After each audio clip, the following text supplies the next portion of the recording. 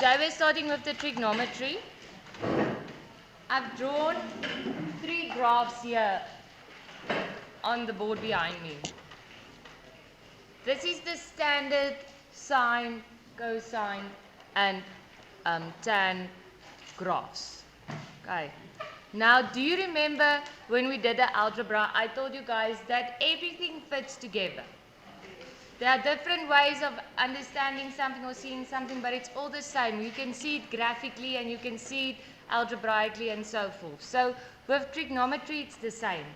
So I'm going to leave this on the board for the while that we're going to do trigonometry. We're going to talk about it a lot. And I want us to refer back to these graphs whenever you think about a function. Okay. When you look at these graphs, I just want you to remember that I've only drawn it from 0 to 360 degrees. But you all know that it goes into the negative side and it continues after 360 in the same manner until infinity and until negative infinity. You don't have to draw it now. We are going to draw it eventually, but we're going to start with the work now first. Okay. So I need you to understand we are not doing the trigonometric functions now. Okay. But you need this in your head. It will help you understand everything better. Okay. So when we start with trigonometry, the things that you learned last year was the 3 triangles, one triangle where you get the 3 functions. So let's just quickly recap on that. We'll draw We'll draw a triangle. Please, can I just ask you, to draw the triangle like this. Let's draw it in a Cartesian plane so you can get used to it.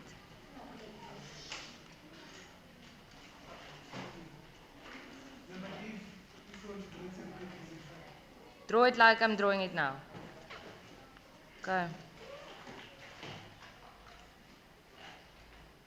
Do you remember the cast diagram from last year?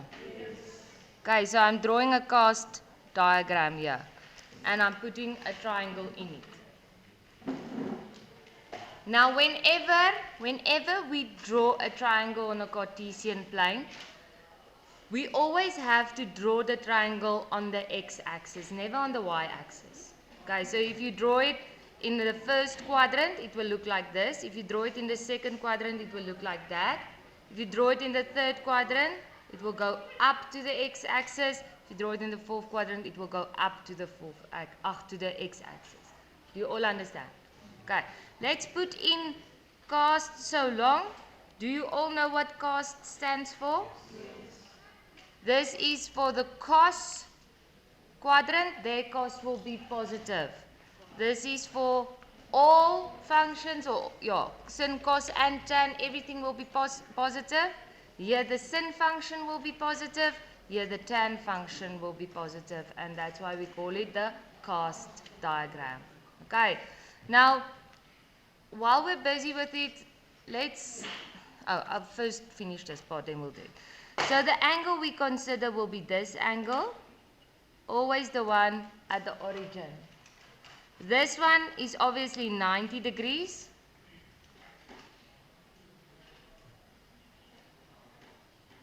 Now, what is the length of this one called? What is this value? Do you know? It's adjacent, but in the Cartesian plane it will be x. Okay. This one is y. And do you know what this one is? It's the hypotenuse, but in the Cartesian plane it's called r. It's the radius. It's not true, ne? That's a radius.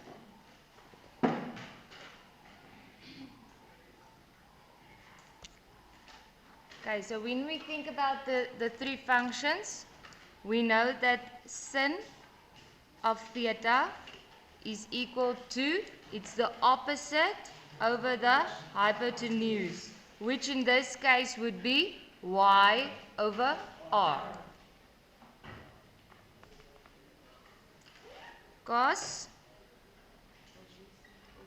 adjacent over hypotenuse, and therefore it will be x over r.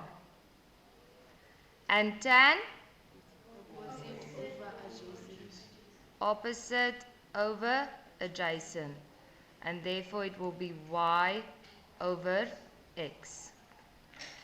Okay, now you please need to get used to working with the x and the y and the r, because we're going to do some theorems where we have to prove things, and then we're always going to work with these. So consider your triangle in a Cartesian plane always.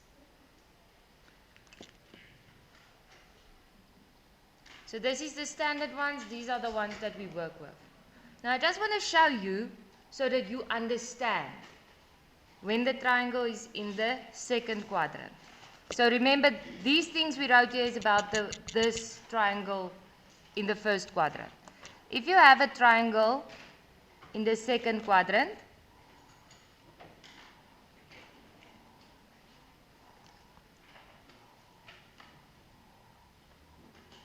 this will be theta, and you will see that we only use it, we call it a reference angle. So this angle will actually be greater than 90 degrees. You see that?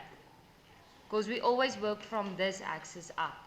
So this might be 120 degrees. But it's something that we're going to do this here. So just look at it and you'll understand. Let me just show you on the board here.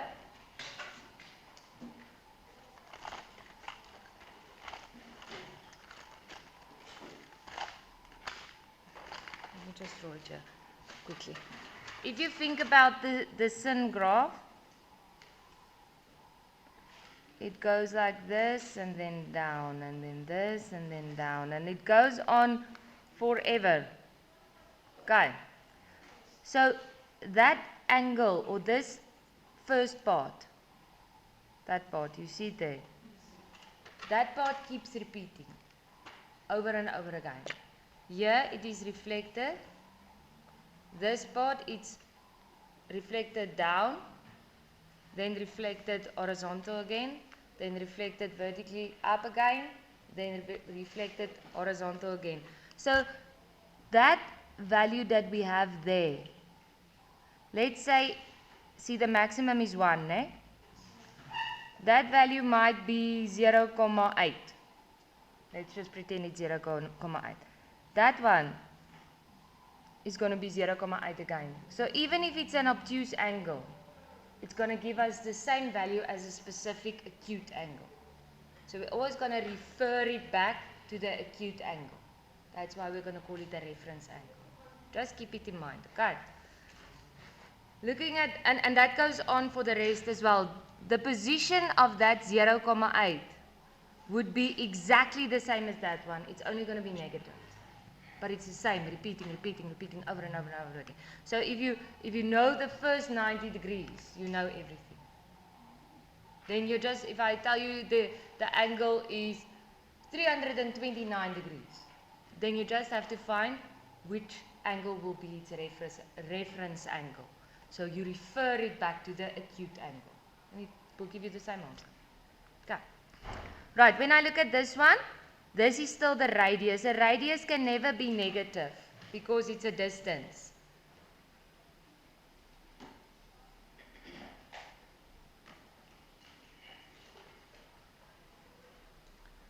What will this one be? Very good, negative x. What will this one be? Y, positive y. It's still going up, ne?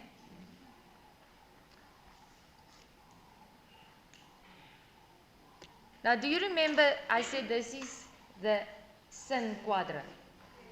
Let me show you why. Sin is opposite over hypotenuse. Positive, positive. But cos is adjacent over hypotenuse. That's why it's negative there. Tan is opposite over adjacent. That's why it's negative there. Does this make sense? Okay. So you see, that's why I'm saying I want you to understand what you're doing. If you have a triangle in the third quadrant, this is still negative x. This is still positive r because it's a distance, it's always positive. What will this one be? Negative y. So we say tan is positive in this one. Let's look. Sin, okay, this is now the theta, ne? Sin is opposite over hypotenuse. That's why it's negative. Negative over positive. Cos is adjacent over hypotenuse. So it's negative over positive. That's why it's negative. And tan is opposite over adjacent. That's why it's negative over negative, and that makes it positive. That's why tan is positive there. And then it will work the same way in this one. There your angle will be, that's still x, this is r, which is positive. Now this one will be negative y as well. So let's look at sin. Sin is opposite over hypotenuse, negative over a positive, that's why it's negative. Cos will be adjacent over hypotenuse, so it's positive over positive, that's why it's positive. And then tan will be opposite over adjacent. It's a negative over a positive.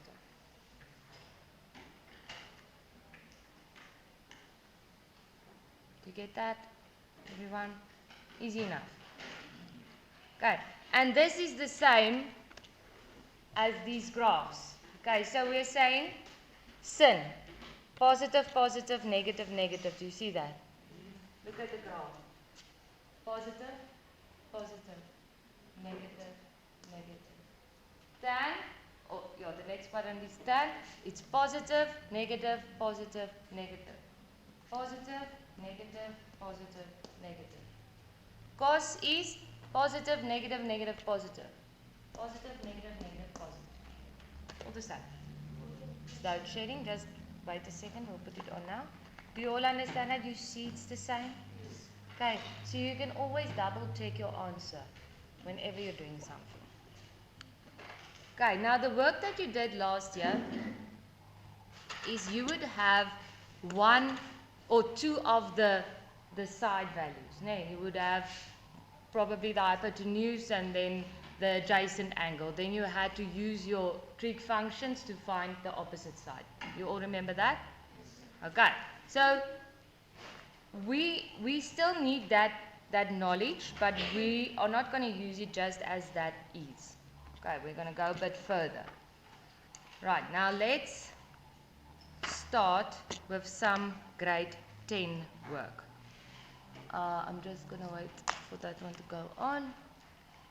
Now, the work that we're going to do, we're going to use the Cartesian plane. Now, do you remember sums that you had last year where they would, for instance, tell you that 17 cos is equal to negative 8, and then you had to determine in which quadrant it is?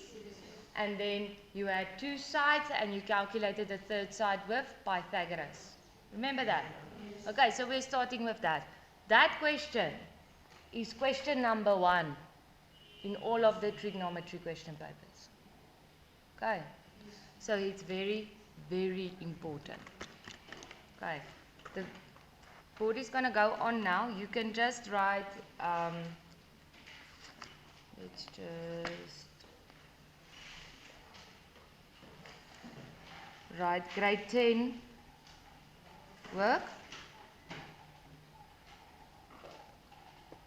And then I want you to write 17 cos theta equal to negative 8. Negative 8.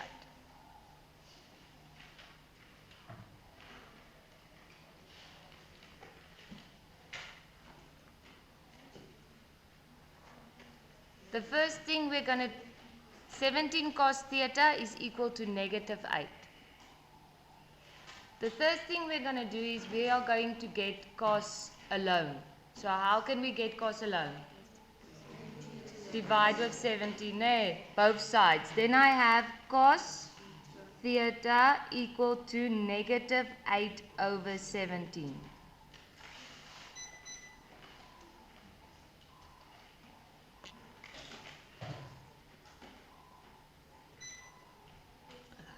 Okay.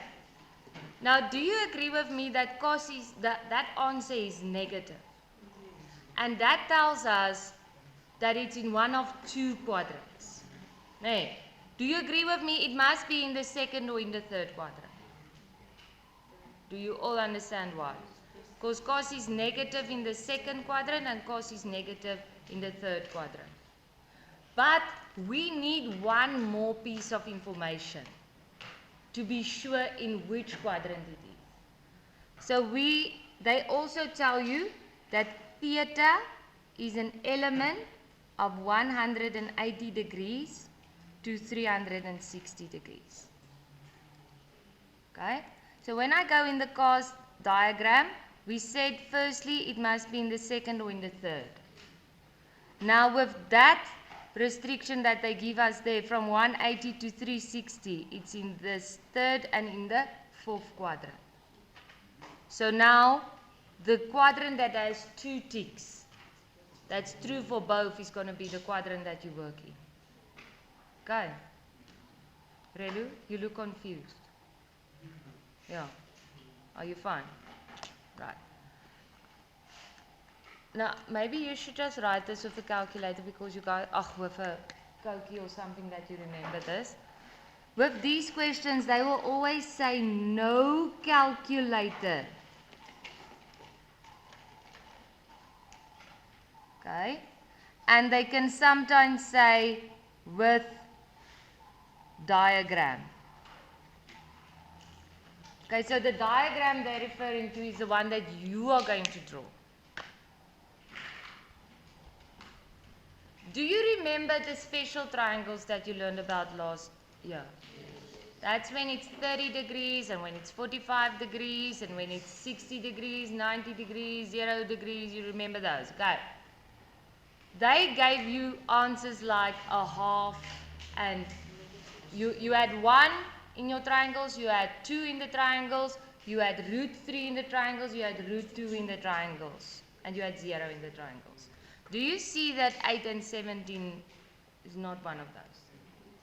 Now listen to me when I tell you this today. There is no way that you can calculate the size of the angle that will give this answer without a calculator. Because they are saying that, you need to understand that you cannot calculate the angle. Therefore, you will not calculate the angle. They are never going to ask you for the size of theta. They are giving you this information to have 2 known sides. So you are actually making this a special triangle for yourself. What makes a special triangle special? You know all the sides. That's what makes it special. Now you know 2 sides. We're going to use Pythagoras to find the third side. And when we know all 3 sides, we've made it a special triangle. But we still don't know and will never know the size of the angle. When you look at this, all of these functions here, this is not an angle. This is a ratio. This is one side over the other side. When I ask you for the tan of theta, I'm not asking for theta. I'm asking for a ratio of the opposite side over the adjacent side. So do you need to know the angle? No, you just need to know all 3 sides. Will you please remember that? Don't think, oh, maybe I'll get half a mark. They said no calculator, but let me just press shift cos 8 over 17 just to do 0. You are wasting your time. You did not learn, go on to the next question. Okay? All right. Now, I just want you to understand the question, because when I mark, when I see your work, it seems like you don't really know what you are doing. Did you know that you were doing this when you did this last year? You are calculating the third side to make it a special triangle for yourself. Did you know that? You did it last year. I'm not asking if you got it right. You can get it right without understanding what you are actually doing. You learn the question and you learn the answer, but you don't know what you're doing or why you're doing it. Okay, that's what I'm referring to. Understand what they're asking and what you have to do, then you won't make mistakes. Okay, so I'm going to draw the diagram. I draw my third quadrant a bit bigger because that's the one that I'm going to work in. Oh my goodness, really? That's a bit disrespectful, don't you think?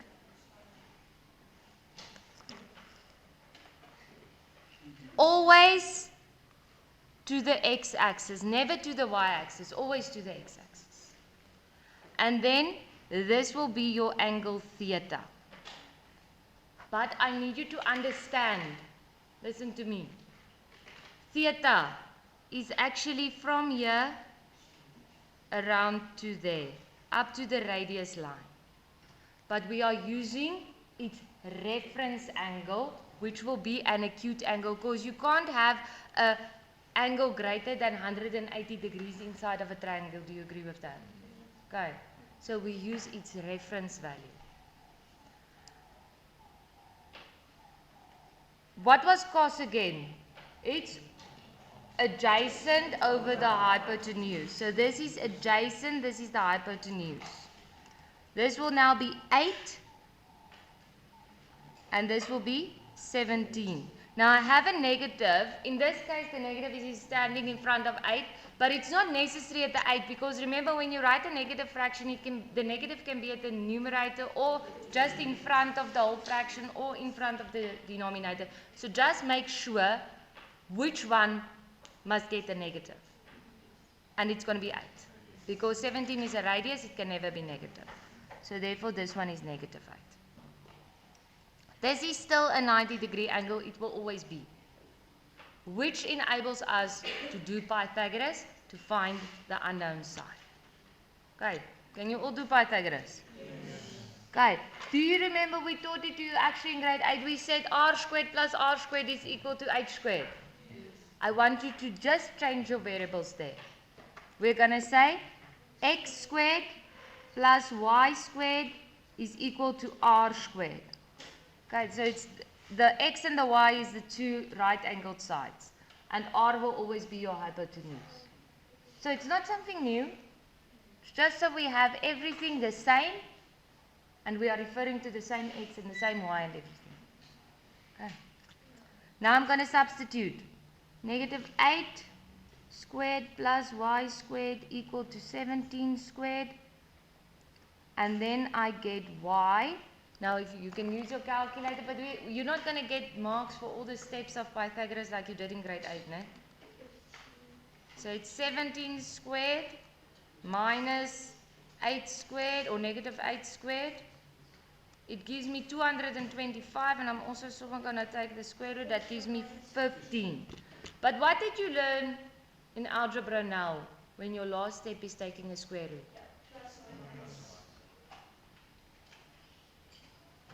Now here it's very important. Very. Is this positive 15 or is it negative 15? You see that? And there you get an extra mark for choosing the correct 15. You must just look at your diagram and make the decision. But don't forget to look at it.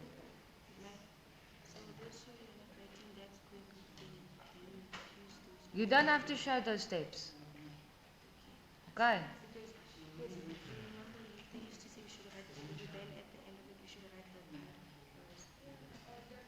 Oh, the reason you mean there? What do you mean? You can, let's write the reason, let's get into the habit of writing the reason, but all you need to do is show that you're doing Pythagoras and writing the reason. Writing the answer. That's all. No steps, nothing, just get to the answer.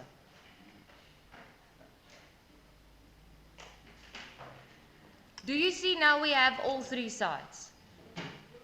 But we don't know what theta is. We will never know what theta is because we're not allowed to use calculator. So obviously I used maybe calculator for Pythagoras, but that's a cheat you can do. You cannot press shift. Right. Right, now the question will be for you to calculate 8 tan theta minus 17 tan, no, sorry, this is sin, 17 sin theta. Okay, I'll move it now. 8 tan theta minus 17 sin theta.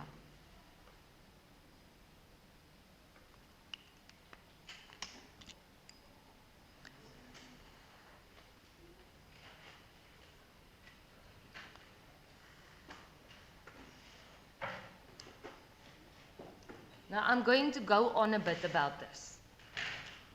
Okay, I'm going to repeat myself and I'm going to say the same thing over and over and over and over again. Because we are only doing this now. Then we go on with the trigonometry, and this is the question in every paper. And I know the mistakes that you make. When you have the three sides of a triangle, you can give the whole answer of sin theta, cos theta, tan theta. Not tan alone, not theta alone, nothing like that.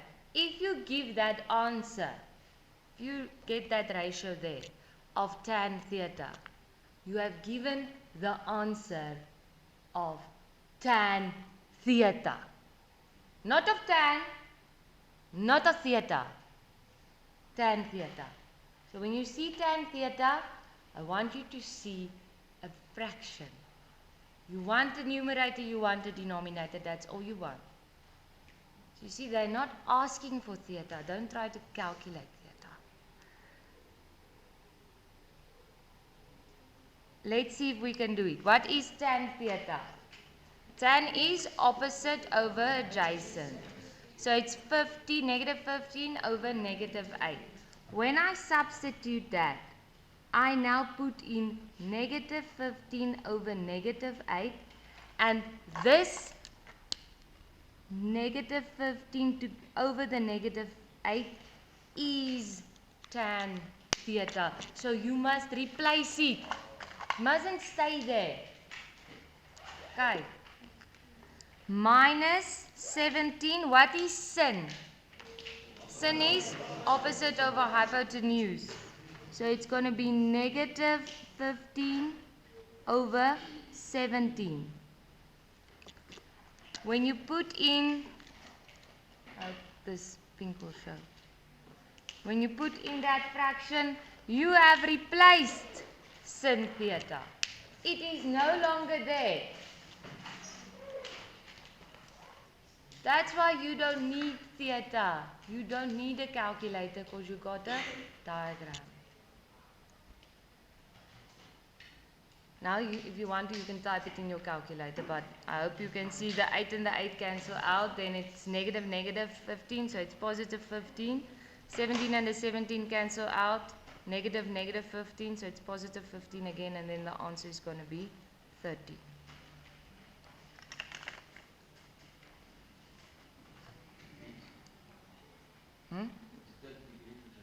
No, what that we just say? Is this an angle? So does it have to have a degree? This is a ratio. It's a numerator and a denominator. Okay. Can we do a second example?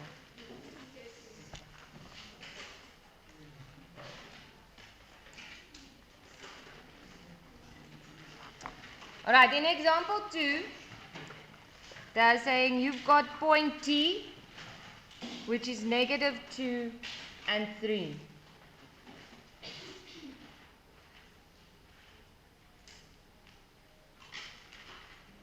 And they say beta is the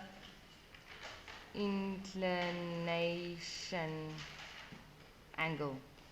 Do you know what inclination angle is? Okay. We're actually going to work with it in analytical geometry. But who of you have ever been on a treadmill?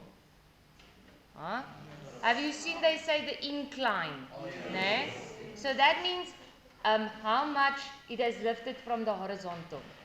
Alright. So the beta, when I say beta is the inclination angle, then x is there if your radius is there. If that's going to be your point, then this is the inclination angle. So it's actually nothing new, nothing funny. It's still me saying, remember the angle is from the x-axis around there, although we use the reference angle. So if they say this is beta, we know we're actually going to use this angle as beta because it's the reference angle. You get that? Okay, so I'm just explaining this to you so that you don't feel confused if you read the word inclination angle. It's the incline made from the x-axis. You don't have to draw it. No? Okay, can we draw that point? So we need a Cartesian plane.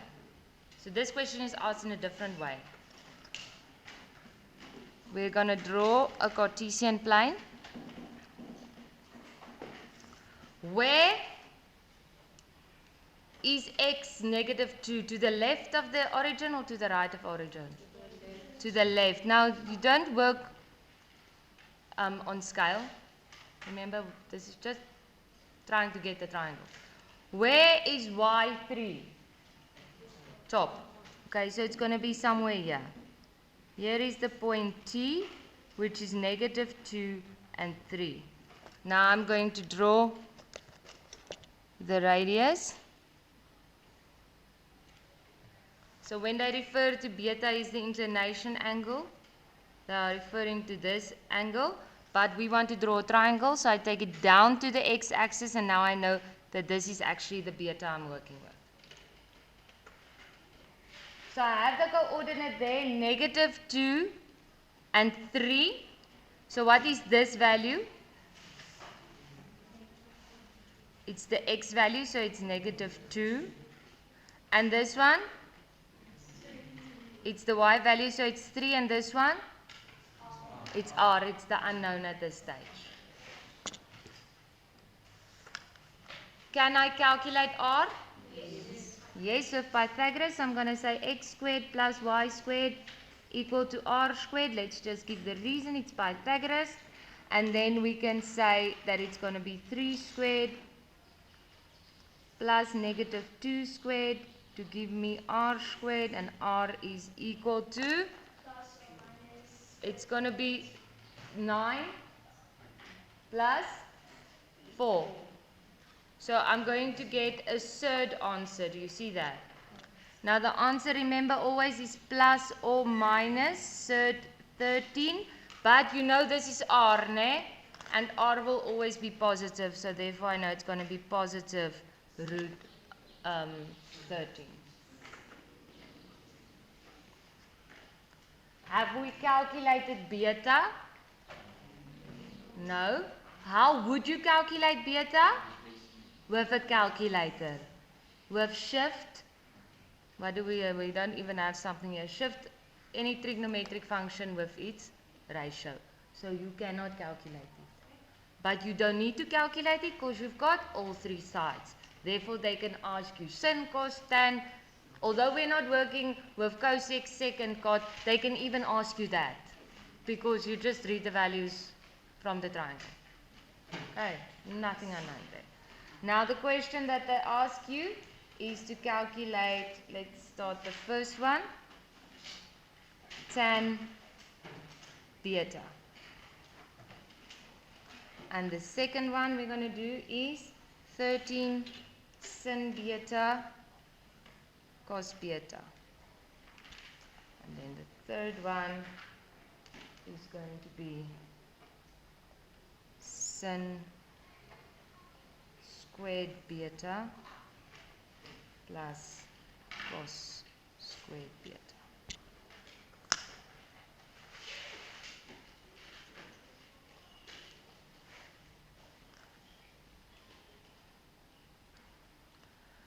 What is, oh, you're still writing.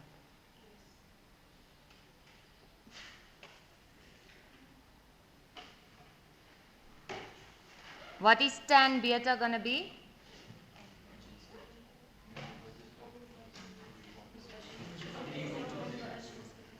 It's opposite over adjacent, so it's basically just 3 over negative 2.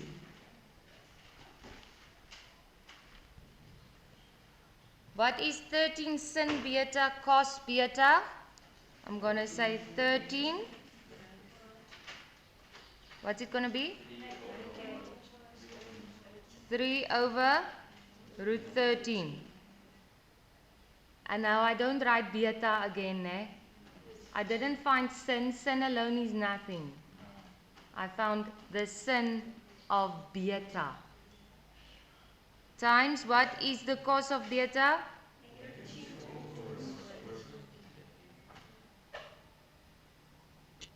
Okay? You can type that in your calculator, but you don't have to. What is root 13 times root 13? It's just 13, eh? And then the 13 and that 13 cancels out, and therefore the answer is negative 6.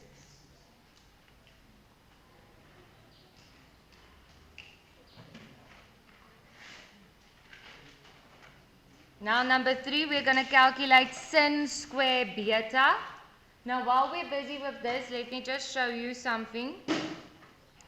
Sin squared beta is the same as sin beta in brackets squared. Okay. But not the same as sin beta squared. Here and here you square the ratio. Here you square the angle. Do you understand the difference? This is not something that we really ever do. But it can be done. It's fine. But we work with these two. So these two things are the same. So what is sin beta? Sin. 3 over square root 13, close the bracket, square. Plus what is cos? Negative 2 over root 13 square. Okay, what is 3 squared? What is the square root of 13 squared? What is negative 2 squared? What is what is root 13 squared? Okay, how do we add fractions? The denominators must be the same. They are, so I just add the numerators. What's 9 plus 4?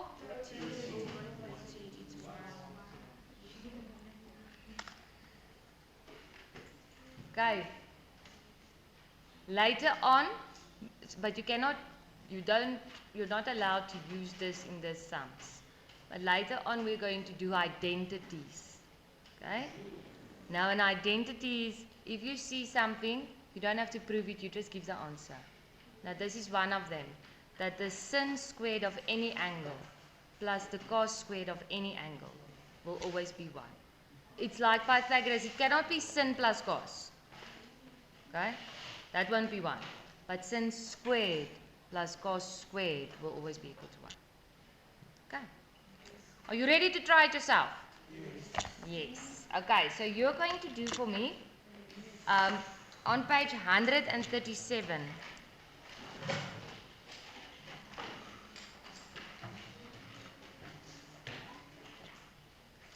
You can do number 2.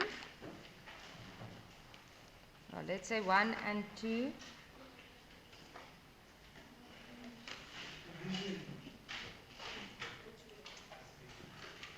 And 3 and 4. Okay, 4 of these sums. You do it now in class so that I can help you. You want to ask me something? Can I stop the recording? No, we're done.